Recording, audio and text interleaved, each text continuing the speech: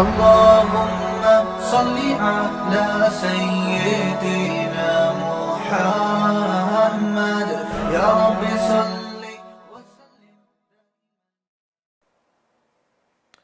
الحمدللہ نحمدہ ونصلی علی رسولہ الکریم. آج ہمارا لیکچر نمبر 14. ٹھیک ہے, آج ہم سورہ کوثر پڑھیں گے. اعوذ باللہ من الشیطان الرجیم, بسم اللہ الرحمن الرحیم.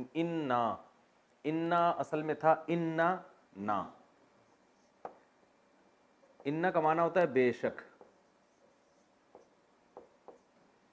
بھائی بعض لوگ شکایت آ رہے ہیں ہمیں ہماری نظر کمزور ہے, ہمیں وائٹ بورڈ پہ نظر نہیں آتا. تو بھائی نظر نہیں آتا تو میں جو بول رہا ہوں وہ تو سمجھ میں آ رہا ہے نا, تو اس حساب سے لکھ لیا کریں.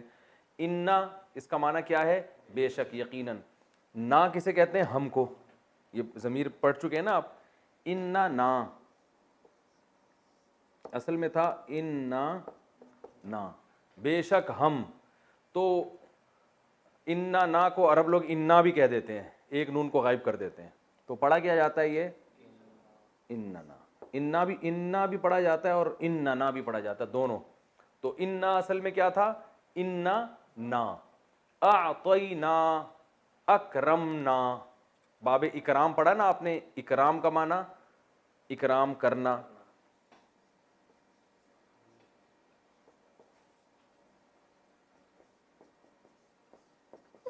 تو اعطاین,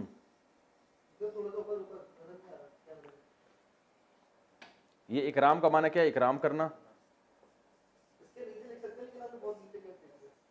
اعطاین اصل میں اعطاون تھا, چھوڑیں آپ اتنی بحث میں نہ جائیں. اعطاین عطا کرنا. تو اکرام کا ماضی آتا ہے اکرما. اکرام کیا اس ایک شخص نے گزرے ہوئے زمانے میں. تو اعطاین کا ماضی کیا آئے گا؟ اعطایا.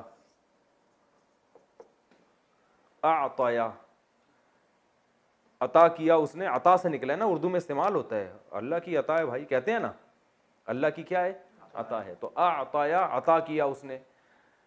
اب آپ گردان پڑھیں. ضربا ضربا ضربو, ضربت ضربتا ضربنا, ضربتا ضربتما ضربتم, ضربتی ضربتما ضربتن, ضربتو ضربنا. تو اعطی اکرمنا اعطینا, ٹھیک ہے نا. اکرما اکرما اکرمو اکرمت اکرمتا اکرمنا اکرمتا اکرمتما اکرمتم اکرمتی اکرمتما اکرمتمنا اکرمتو اکرمنا. اکرمنا اعطینا, عطا کیا ہم نے. بہت آسان ہے اگر دماغ استعمال کیا جائے. اعطینا جیسے اکرمنا, ٹھیک ہے. عطا کیا ہم نے. کا وہی ضمیر ہے, ہوا ہما ہم یا ہما, کا کما کم کی کما کننا. تو یہ بتا چکا ہوں میں کا معنی آپ کو. تو خطاب رسول اللہ صلی اللہ علیہ وسلم کو ہے. انا اعطیناک الکوثر.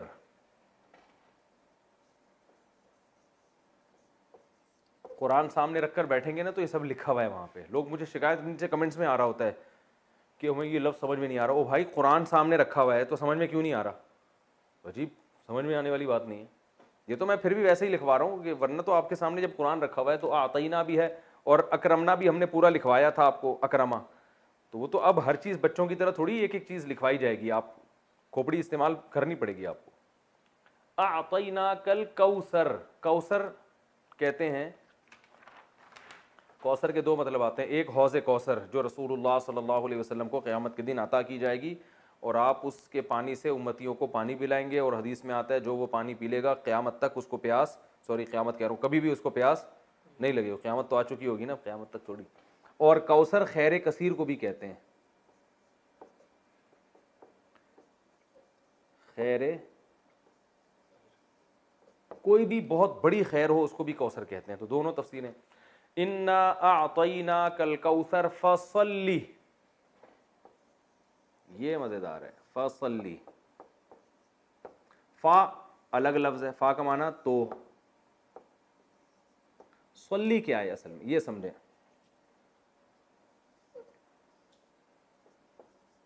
صلی یہ کیا ہے؟ باب تفعیل آپ نے پڑھا تھا نا, تسبیح.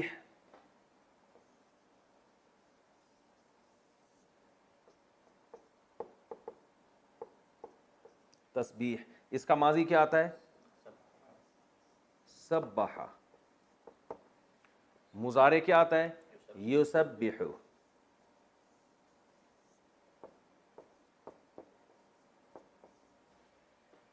امر کیا آئے گا؟ امر بنانے کا طریقہ کیا تھا؟ یہاں سے یا کو گڑچ کیا اور آخر حرف کو کیا کر دیا؟ بولو بھائی. ساکن. تو کیا بن گیا؟ سبح. یا کو حذف کیا. پہلا حرف چونکہ زبر ہے پہلے پہ جزم نہیں ہے اس لیے شروع میں الف لانے کی ضرورت نہیں ہے تو یہ بنتا ہے سبح. یہ آرڈر کا صیغہ. اس کا مطلب کیا ہے؟ تسبیح بیان کریں. قرآن میں تھا نا فسبح بحمد ربک. تو صلی بھی ایسے ہی تھا, اصل میں تھا صلیا. صلیا اس کو پڑھا جاتا ہے صلی. صلی کا معنی ہوتا ہے نماز پڑھنا. صلیا نماز پڑھی اسے شخص نے. مضارع آئے گا یصلیو.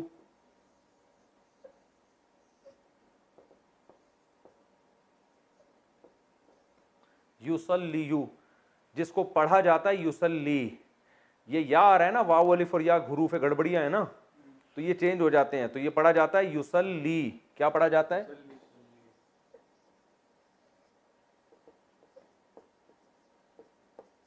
یصلی یعنی وہ نماز پڑھتے ہیں یا پڑھیں گے. اس کا معنی دعا مانگنا بھی آتا ہے. ان اللہ وملائکتہ یصلون علی النبی. یضربون کی طرح یصلون یسبحون وہ سب صلات بھیجتے ہیں نبی پر. یصلی. اب امر کیسے بنے گا؟ اس یا کو کیا کر دیں گے؟ حذف کر دیں گے, گڑچ کر دیں گے. حذف کو اردو میں گڑچ کہتے ہیں.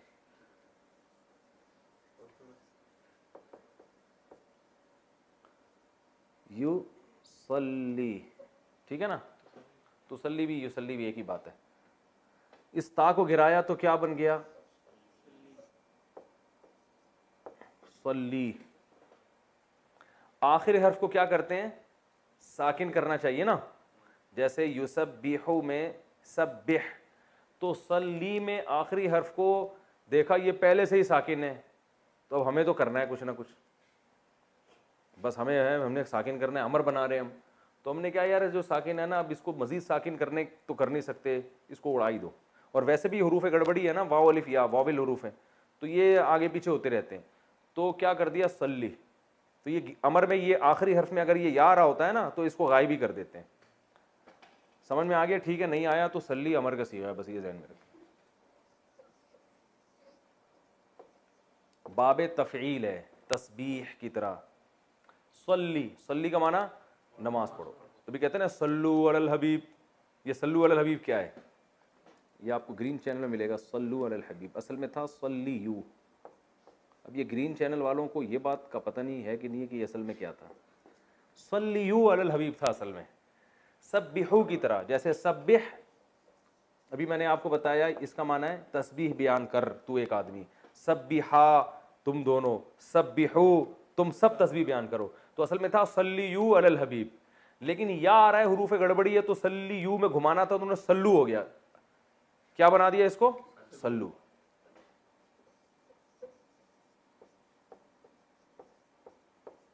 صلو علی الحبیب. صلو کا مطلب صلات بھیجو حبیب صلی اللہ علیہ وسلم. تو یہ سمجھ میں آ گیا. فصلی. فصلی لی ربی کا. فصلی کا معنی نماز پڑھیں آپ. لی کا معنی لیے. رب کا معنی رب. ربی کا آپ کا رب. نماز پڑھیے آپ اپنے رب کے لیے. ونحر واو کا معنی اور. انحر تھا اصل میں اسمع کی طرح. افتح کی طرح. فتح یفتح. تو نہرا ینحر ضربہ کی طرح ہے. نہر کا معنی ہوتا ہے اونٹ ذبح کرنا.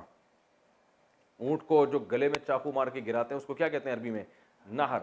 تو ون اصل میں تھا و انحر پڑھا جاتا ہے ملا کے ونحر تو الف سائلنٹ ہو جاتا ہے. ونحر. فصلی آپ نماز پڑھیں. لی ربی کا اپنے رب کے لیے. ونحر اور قربانی کریں آپ. لکھا ہوا تو ہے اونٹ کی قربانی مگر مراد اس سے ہر قسم کی قربانی. فصلی لربک وانحر. یہ کلیئر ہو گیا؟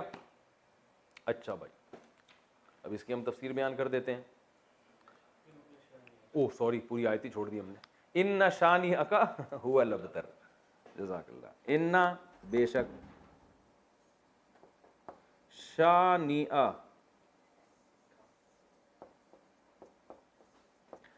یہ جو شانئ ہے یہ لفظ اردو میں استعمال ہوتا ہے، اس کا معنی ہے دشمن. شانئ کسے کہتے ہیں؟ دشمن کو. کا معنی آپ کا.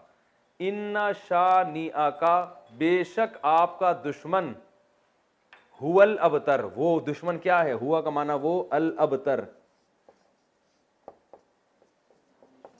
ابتر اصل میں دم کٹے کو بھی کہتے ہیں، جس کی دم کٹ گئی ہو. اس کو بھی کہتے ہیں جس کا نام و نشان ختم ہو جائے. ابتر کا معنی کیا ہے؟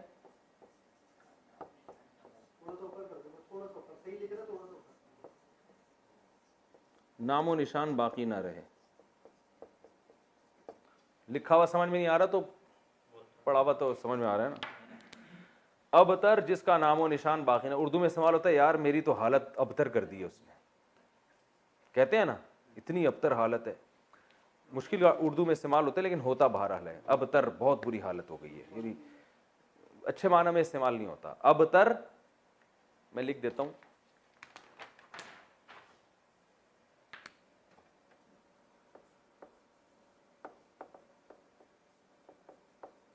دم کٹے کو بھی کہتے ہیں وہ جس کا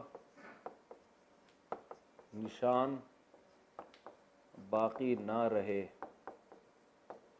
نسل باقی نہ رہے. ٹھیک ہے. افعال کے وزن پر صیغہ صفت ہے. چھوڑیں صیغہ صفت کو، کنفیوز ہو جائیں گے لوگ. ابتر بس کہتے ہیں، کس کو کہتے ہیں؟ ہے تو صیغہ صفت. افعل جیسے اعما، اسممو، ہاں عیب کے معنی میں ہے نا. اور اعور جیسے میں نے مثالیں دی تھیں. اس کی مؤنث آتی ہے بترا. اچھا خیر، تو ان نشانیوں کا هو الابتر قرآن کی مختصر ترین صورت. تو ہم آگے قل یا ایھا الکافرون بھی حل کر لیتے ہیں، پھر دونوں صورتوں کی تفسیر ایک ساتھ ریکارڈ کروا دیتا ہوں. ٹھیک ہے. اگلی صورت ہے قل یا ایھا الکافرون. قل کیا ہے؟ اصل میں قل بہت استعمال ہوا ہے قرآن میں. اصل میں تھا قوالا، قوالا یقبلو، قوالا یقبلو. جیسے نصرہ ینصرو، نصرہ ماضی، ینصرو مضارع. واو حروف گڑبڑی ہے. قوالا کو قالا پڑھتے ہیں، یقبلو کو یقولو پڑھتے ہیں. یقولو کو کیا پڑھتے ہیں؟ یقولو.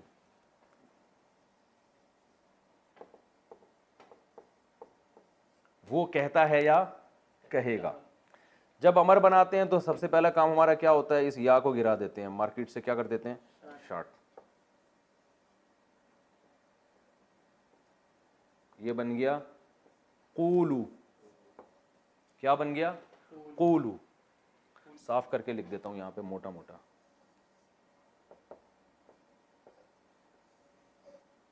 قولو بن گیا. امر بناتے ہوئے کیا کرتے ہیں؟ آخر کو ساکن کرتے ہیں، بن گیا قول.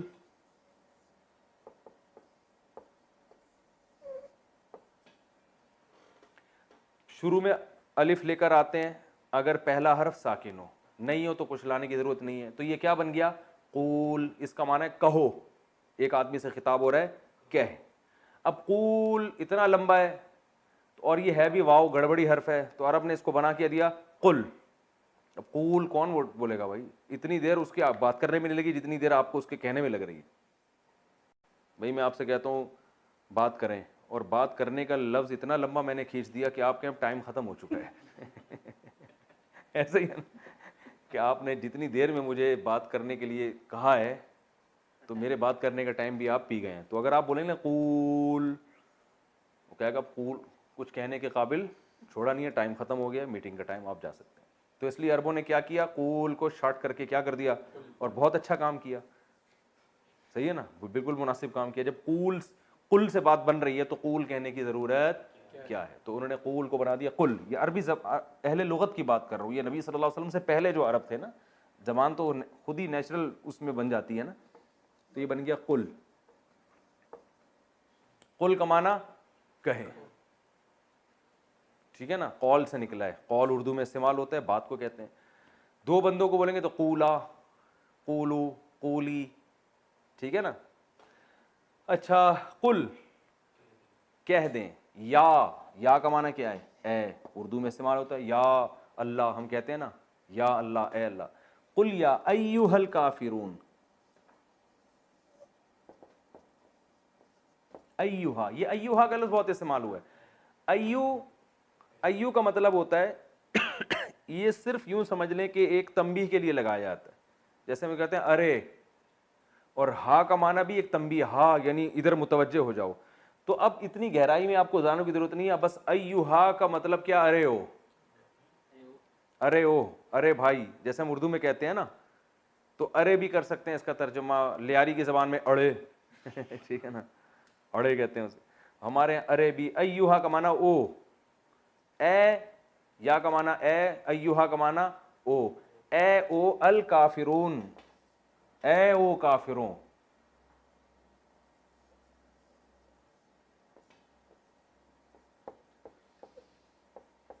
کافرون کون سا صیغہ ہے, کافر کی جمع ہے. کفارا یکفرو, نصارا ینصرو. اس میں فاعل آتا ہے ضاربن, تو اس کا آئے گا کافرون. جمع آتا ہے ضاربون, تو اس کا آئے گا کافرون. اے کافرو. نہیں آ رہی بات سمجھ میں تو رہنے دیں بھائی. قل یا ایھا الکافرون, اے کافرو, یہ ان سے خطاب ہے. لا اعبدو,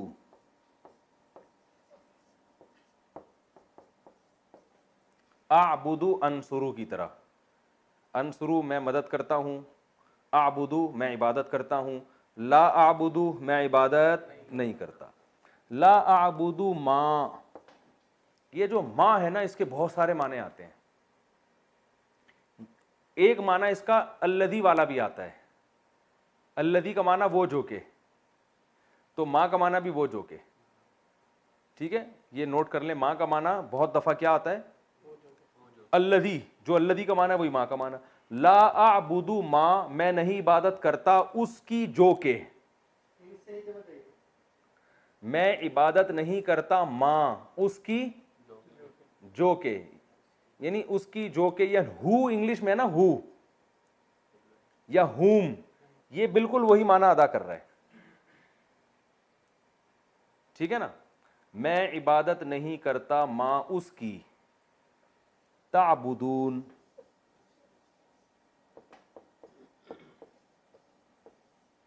تعبدون تنصرون کی طرح. تنصرو تم مدد کرتے ہو, تنصرو, تنصرانی, تنصرون تم سب مدد کرتے ہو, تعبدون تم سب عبادت کرتے ہو.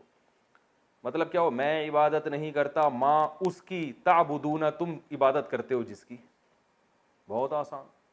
میں عبادت نہیں کرتا اس کی جس کی عبادت تم کرتے ہو. ولا, واو کا معنی اور, لا کا معنی نہیں, انتم کا معنی انتم. میں نے بتایا تھا نا انٹی اور انتم کا فرق بتایا تھا. انتم عابدون,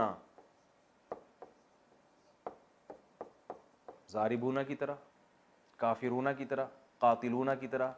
قاتل قتل کرنے والا, قاتلون بہت سارے. تو عابد عبادت کرنے والا, عابدون بہت سارے عبادت کرنے والے. تو ولا انتم, اور نہیں ہو تم بھی, عابدون عبادت کرنے والے, کیونکہ انتم بہت سارے ہوتے ہیں نا, تم سب کو خطاب ہے. تو عابد کے بجائے عابدون. ولا انتم عابدون, اور تم عبادت کرنے والے نہیں ہو, اس میں فاعل ہے یہ. ولا انتم عابدون ما اس کی, ولا انتم عابدون ما اعبد, اور تم عبادت کرنے والے نہیں ہو اس کی جس کی میں عبادت کرتا ہوں. ولا انا عابد ما عبدتم, ولا انا, اور نہ ہوں, انا عربی میں کہتے ہیں میں, انا نحنو بتایا تھا نا. ولا انا عابد, یہ اس میں فاعل ہے, اور نہ میں عبادت کرنے والا ہوں. ولا انا عابد ما اس ذات کی, عبدتم, عبد تم تھا, اصل میں پڑھتے عبدتم ہے. ضرب تم کی طرح, نصر تم, بھائی دیکھو نا، ضربا ضربا ضربو، ضربت ضربتا ضربنا، ضربتا ضربتما ضربتم، تم سب مارتے ہو، عبدتم تم سب عبادت کرتے ہو، ولا انا عابدن اور نہ ہی میں عبادت کرنے والا ہوں، ماں اس معبود کی، عبدتم جس کی تم عبادت کرتے ہو. پھر دوبارہ تکرار کیا اسی مضمون کا، ولا انتم عابدون ما اعبد، یہی آیت دوبارہ آئی ہے، اور نہ تم عبادت کرنے والے ہو ماں اس ذات کی، عابد جس کی عبادت میں کرتا ہوں. لکم، لام کا معنی لیے، کم کا معنی تمہارے، لکم دینکم،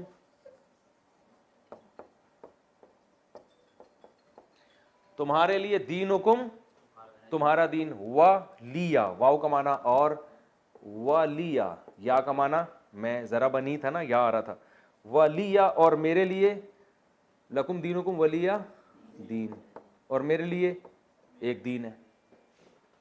یہ تو ترجمہ بتا رہا ہوں نا، لکم دینکم تمہارے، تمہارا دین، ولی دین اور میرے لیے بھی ایک دین ہے. ایک کا ترجمہ تنوین سے کر رہا ہوں. جب بھی دو زبر دو سے دو پیش آتا ہے نا تو اس کا معنی کوئی یا ایک لگتا ہے. سمجھ میں آ گیا؟ ٹھیک ہے، نہیں ہے تو زیادہ پیچیدگیوں میں جانے کی ضرورت بالکل بھی نہیں ہے. تو بس لکم دینکم ولی دین، تمہارے لیے تمہارا دین اور میرے لیے دین، ایک الگ دین ہے میرے لیے. تو یہ سورہ کوثر اور سورہ کافرون. کتنا ٹائم باقی ہے بھائی؟ 19 منٹ باقی ہیں ابھی. تو سورہ کوثر اور سورہ کافرون کا میں نے آپ کو جو گرامر کے لحاظ سے حل کر دیا. اب ہم آگے اس کی تفسیر پڑھتے ہیں. تو اب ہم انشاءاللہ اس کی تفسیر پڑھیں گے. پہلے سورہ کوثر ہم نے پڑھی ہے. کوثر عربی میں خیر کثیر کو کہتے ہیں. اس سورت کا ایک شان نزول ہے. شان نزول اس کا یہ ہے کہ رسول اللہ صلی اللہ علیہ وسلم جب مکہ مکرمہ میں تھے تو آپ صلی اللہ علیہ وسلم نے لوگوں کو توحید کی دعوت دی.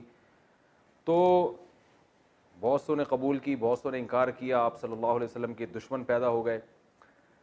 عرب میں نرینہ اولاد کو ایک بہت بڑا تحفہ سمجھا جاتا تھا. آپ صلی اللہ علیہ وسلم کے نرینہ اولاد نہیں تھی. آپ کے بیٹے پیدا ہوئے قاسم، اور ان کا انتقال ہو گیا.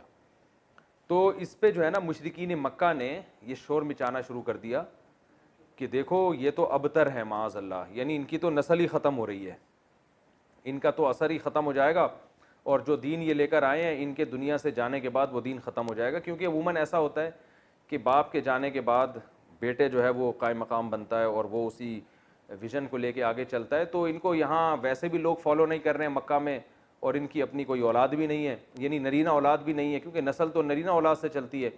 تو اس لیے جو ہے نا یہ ابتر ہے معاذ اللہ. ابتر کا معنی ان کا نام و نشان ختم ہونے والا ہے.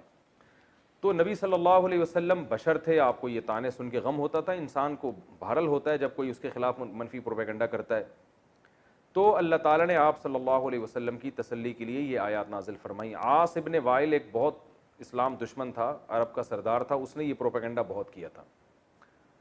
تو اس پر سورہ کوثر نازل ہوئی. انا اعطیناک الکوثر، اے نبی ہم نے آپ کو خیر کثیر دی ہے. خیر کثیر سے مراد آپ کو جو ہم نے اسلام دیا ہے وہ اتنی بڑی خیر ہے کہ اگر آپ کے کوئی نرینہ اولاد نہیں بھی ہے تو اس کے مقابلے میں اللہ نے آپ کو جو دین دے دیا، اس کی دینی دنیا کی برکتیں بھی حاصل ہوں گی اور آخرت میں بھی. تو یہ خیر کثیر کے ہوتے ہوئے اگر آپ کے نرینہ اولاد نہیں ہوتی تو آپ کو غم کرنے کی ضرورت نہیں ہے. اور دوسری تفسیر کے مطابق ہم نے آپ کو حوض کوثر دی ہے. تو آپ صلی اللہ علیہ وسلم میدان حشر میں اپنے امتیوں کو پانی پلائیں گے. جب لوگ پیاس سے بلک رہے ہوں گے تو یہ آپ کی خصوصیت ہے کہ اس وقت اللہ نے آپ کو ایک نہر آپ کے اختیار میں دی ہوگی جس سے آپ اپنے چاہنے والوں کو پانی پلائیں گے اور پھر ہمیشہ کے لیے ان کی پیاس بجھ جائے گی. تو جس کو اتنی بڑی نہر ملی ہو، اتنا اس کو عزت مل رہی ہو آخرت میں، تو اس کو ایسی شخصیت کو کہ اگر نرینہ اولاد نہیں ہوتی تو وہ یہ غم کوئی غم نہیں ہے ان کے لیے. تو یہ دو خوشخبریاں دی گئیں. انا اعطیناک الکوثر، اے نبی ہم نے آپ کو کوثر عطا کی ہے. اب چونکہ اللہ نے ایک نعمت کی ہے تو اللہ فرما رہے ہیں کہ آپ پر بھی شکر واجب ہے. وہ شکر کیا ہے؟ فصلی لربک، آپ اپنے رب کے لیے نماز پڑھیے، ونحر اور قربانی کیجیے. دو کام آپ کریں گے، نماز اور قربانی، تو اس کا صلہ اللہ آپ کو کیا عطا فرمائے گا؟ ان شانئک ھو الابتر، آپ کا دشمن آپ کو تانے دے رہا ہے کہ آپ ابتر ہیں، آپ کی نسل ختم ہونے والی ہے. تو ہم آپ کو یہ خوشخبری دے رہے ہیں کہ آپ دین پر مضبوطی سے قائم رہیے، آپ کے دشمن کی نسل ختم ہونے والی ہے. تو ان کے جسمانی بیٹے تو ہوں گے، روحانی اولاد نہیں ہوگی ان کے، جس کا نتیجہ یہ نکلے گا کہ ان کے درجنوں بچے ہو کے بھی ان کا نام و نشان مٹ جائے گا. باپ دیکھیں عرب کے بہت اولاد ہوا کرتی تھی لیکن آج ان عرب کے سرداروں کا نام لینے والا کوئی بھی نہیں ہے، نہ ابو جہل کو پوچھا جاتا ہے، نہ ابو لہب کو، نہ عاص بن وائل کو۔ تاریخ میں ان کا تذکرہ ایک برے عنوان سے، برے نام سے کیا جاتا ہے، کوئی ان کو عزت دینے والا نہیں، حتیٰ کہ ان کی اولادیں بھی آگے جا کے مسلمان ہو گئیں، انہوں نے بھی اپنے باپ دادا کا ذکر چھوڑ دیا۔ تو یہ اس صورت میں اللہ تعالیٰ کا ارشاد ہے۔ اچھا، اب اس میں جو کچھ علمی باتیں ہیں، نمبر ایک کہ اللہ تعالیٰ نے جب بھی کسی پر کوئی انعام کیا ہو، احسان کیا ہو، تو اللہ تعالیٰ چاہتے ہیں کہ اس کا تم شکر ادا کرو۔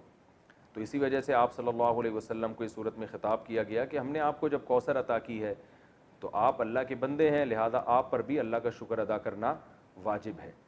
پہلی بات تو یہ پتہ چلی۔ دوسری بات یہ پتہ چلی کہ شکر ادا کرنے کا طریقہ ہمیشہ سے وہی ہوگا جو اس صورت میں بیان کیا ہے، ایک نماز اور ایک قربانی۔ نماز ہمیشہ یاد رکھیں کہ لیبل ہے جسمانی عبادت کا، اور قربانی لیبل ہے مالی عبادت کا، کیونکہ جب آپ جانور، عرب میں اونٹ جو ہے نا یہ بہت قیمتی مال تھا، تو اتنے قیمتی مال کو کاٹ دینا یہ بہت بڑی قربانی سمجھی جاتی تھی۔ تو مطلب کیا ہے کہ آپ نے اللہ کو راضی کرنے کے لیے اپنے جسم کو بھی کھپانا ہے جیسے کہ نماز میں کھپایا جاتا ہے، اور اپنے مال کو بھی قربان کرنا ہے جیسے کہ قربانی میں کیا جاتا ہے۔ تو مراد صرف نماز اور قربانی نہیں ہے، بلکہ یہ ایک لیبل ہے، اور قرآن کا یہ طریقہ رہا ہے کہ وہ جزیات کے ضمن میں اصول اور قاعدے بیان کرتا ہے، مثالوں سے پورا ایک جو ہے نا لا بیان کرتا ہے، قانون بیان کرتا ہے۔ تو یہاں بھی ایک قانون بیان کیا جا رہا ہے کہ شکر کا دو طریقے ہیں، ایک جسمانی عبادت بھی اور مالی عبادت بھی، مال بھی خرچ کرنا ہے اور جو ہے جسمانی عبادت بھی کرنی ہے۔ اب تمام جسمانی عبادتیں اس میں آ گئیں، کیونکہ نماز سب سے اہم ہے اس لیے اللہ نے اس کو ذکر کیا، اس میں روزہ بھی آ گیا، اس میں حج بھی آ گیا، اور اس میں جو کچھ بھی ہم اللہ کے لیے اپنے جسم کو کھپاتے ہیں سب کچھ آ گیا، اور مال میں تمام مالی عبادتیں آ گئیں، زکوٰۃ بھی آ گیا، فطرانہ بھی آ گیا، اور اللہ کی مخلوق کو اللہ کو خوش کرنے کے لیے اللہ کی مخلوق کو کھانا کھلانا، یعنی ہر وہ عبادت جس میں قربانی کا عنصر ہو۔ تو قربانی یعنی مالی قربانی کا عنصر ہو، تو مالی قربانی جو ہے وہ غریبوں کو کھانا کھلا کے بھی حاصل ہوتی ہے، رشتہ داروں پہ خرچ کرنا اور ضرورت مند کو قرضہ دینا، یہ تمام کی تمام چیزیں اس میں داخل ہیں۔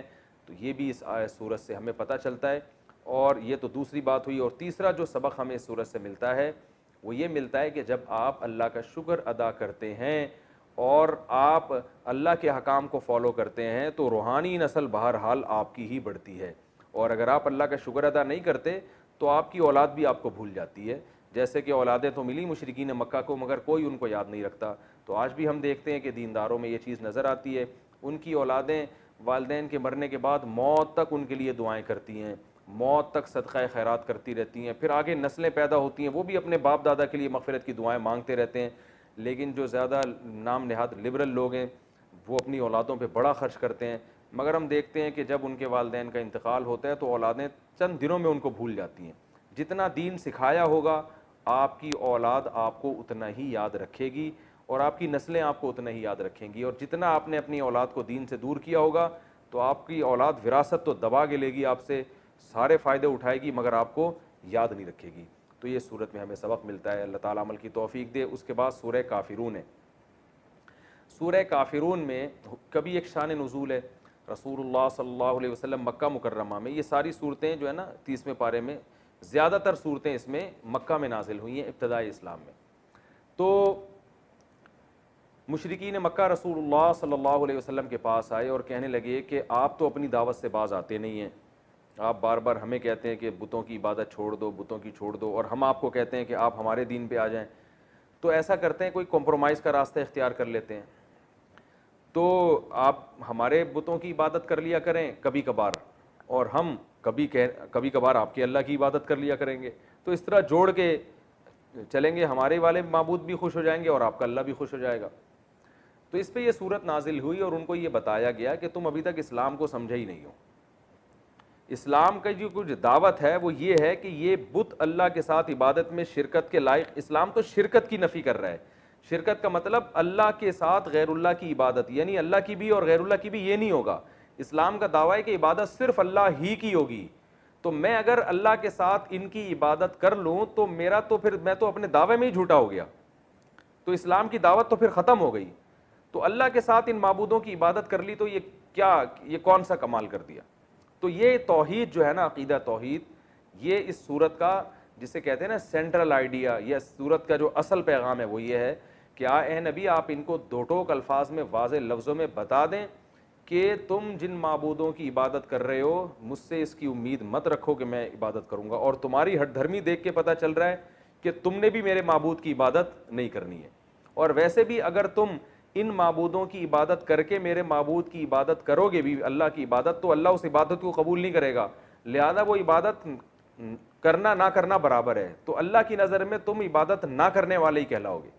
تو یہ صورت کا مضمون ہے. قل یا ایھا الکافرون, اے نبی آپ کافروں سے کہہ دیجئے, لا اعبد ما تعبدون, میں ان معبودوں کی عبادت نہیں کرتا جن کی عبادت تم کرتے ہو, ولا انتم, اور نہ ہی تم, عابدون عبادت کرنے والے ہو, ماں اس معبود کی, اعبد جس کی میں عبادت کرتا ہوں. اب سوال پیدا ہوتا ہے وہ تو تیار تھے عبادت کرنے کے لیے, تو نبی ان سے یہ کیوں کہہ رہے ہیں کہ تم بھی اس کی عبادت کرنے والے نہیں ہو جس کی میں عبادت کر رہا ہوں.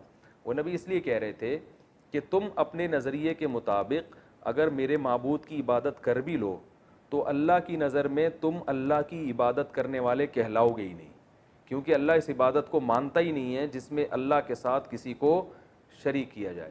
اس لیے بتا دیا کہ تم بھی میرے معبود کی عبادت کرنے والے نہیں ہو. تم اس خوش فہمی میں نہ رہو کہ تم ادھر بتوں کی بھی عبادت کرو گے اور اللہ کی بھی عبادت کرو گے تو کچھ دین حق کا حصہ تمہیں بھی مل جائے گا اور کچھ اللہ تمہیں کچھ نواز دے گا اس پہ, تو اس خوش فہمی میں مبتلا مت رہو.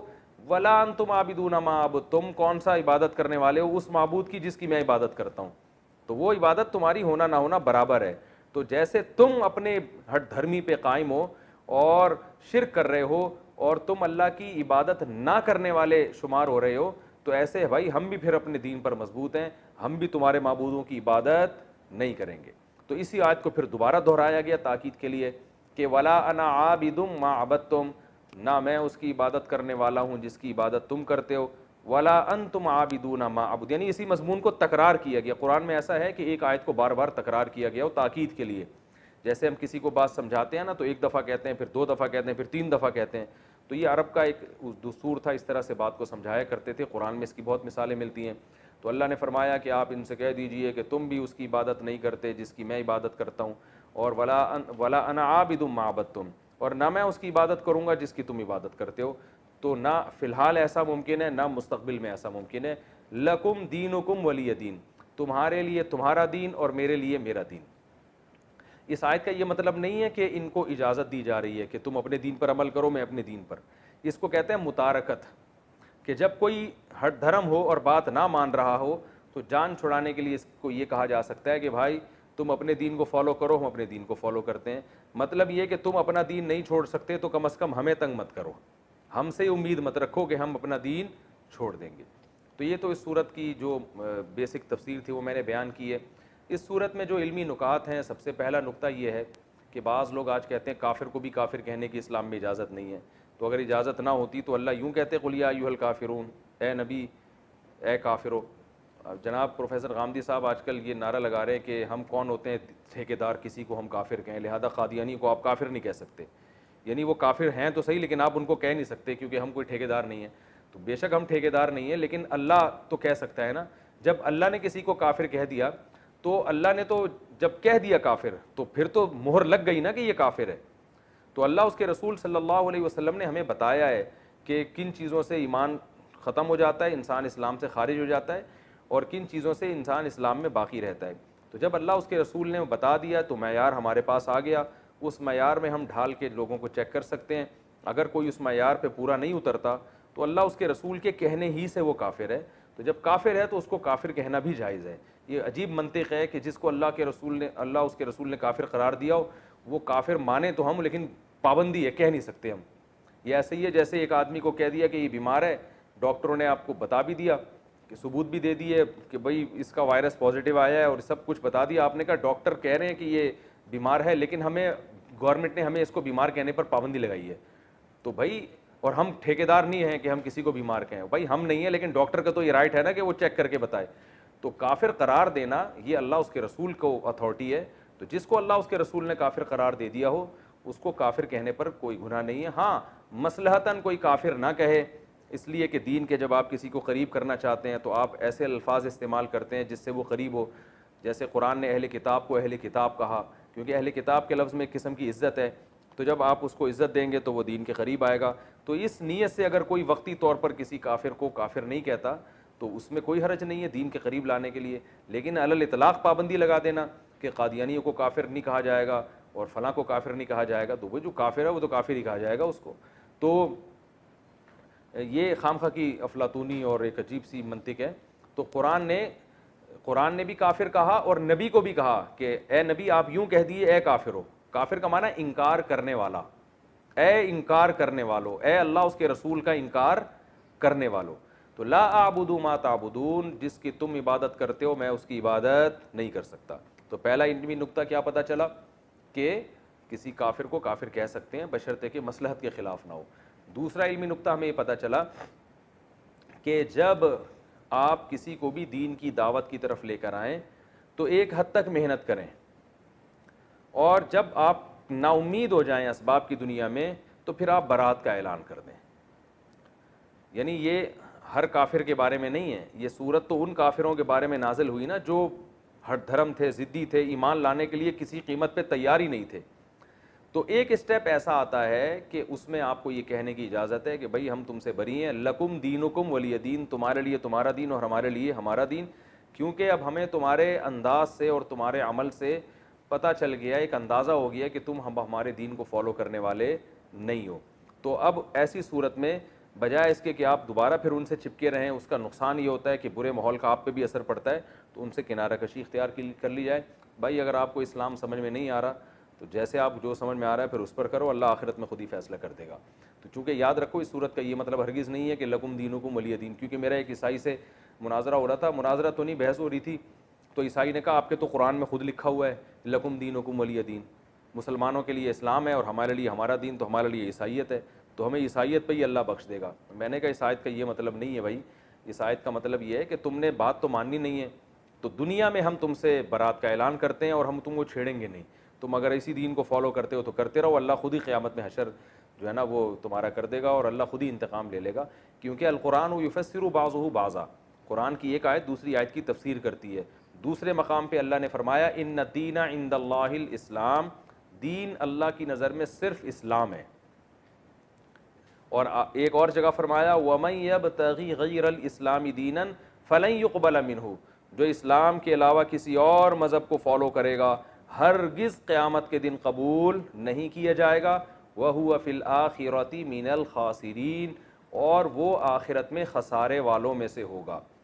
تو اللہ جب ایک جگہ واضح لفظوں میں فرما رہے ہیں کہ اسلام کے علاوہ کوئی دین قابل قبول نہیں ہے، تو اللہ کیسے پرمیشن دے سکتے ہیں لکم دینکم کہ تم جس دین کو فالو کرتے رہو؟ تو کوئی فالو کرنے کی اجازت نہیں ہے. صرف بتانا ہی مقصد ہے کہ تم اگر ہماری بات نہیں مانتے تو دنیا میں تم اسی دین کو فالو کرو، ہم زبردستی اپنا دین تم پر مسلط نہیں کریں گے، ہم زبردستی تم سے بحث مباحثہ کر کے تمہیں زبردستی لانے کی کوشش نہیں کریں گے. یہ مطلب ہے. اور اسی مفہوم کی آیت سورہ آل عمران میں لا اکراہ فی الدین، دین میں زبردستی نہیں ہے. قد تبین الرشد من الغی، زبردستی نہ ہونے کی اللہ نے وجہ بھی بیان کر دی کہ صحیح راستہ، رشد والا راستہ، وہ غی یعنی گمراہی والے راستے سے بالکل واضح ہے. یعنی اللہ نے صحیح جو راستہ ہے نا وہ دودھ کا دودھ پانی کا پانی، اس طرح سے اللہ نے سب کے سامنے واضح کر دیا ہے. تو جب اللہ نے اسلام کو اتنا واضح کر دیا، ہدایت کے راستے کو اتنا واضح کر دیا، تو زبردستی لانے کی اب ضرورت نہیں ہے. کیونکہ جو زبردستی آئے گا وہ چلے گا تھوڑی زبردستی، وہ حجت تمام ہو چکی ہے، سب کو پتہ چل گیا ہے کہ صحیح کیا ہے اور غلط کیا ہے. تو یہ تمام آیتوں کو آپ ملاتے ہیں تو صاف پتہ چلتا ہے کہ لکم دینکم ولی دین کا یہ مطلب ہرگز نہیں ہے کہ تم اپنے دین کو فالو کرو، تمہیں اجازت ہے. نہ نہ نہ نہ، دنیا میں اجازت ہے، آخرت میں سزا ملے گی. اور تیسرا نقطہ اس آیت سے ہمیں یہ بھی پتہ چلتا ہے کہ کسی کو زبردستی مسلمان نہیں بنایا جا سکتا.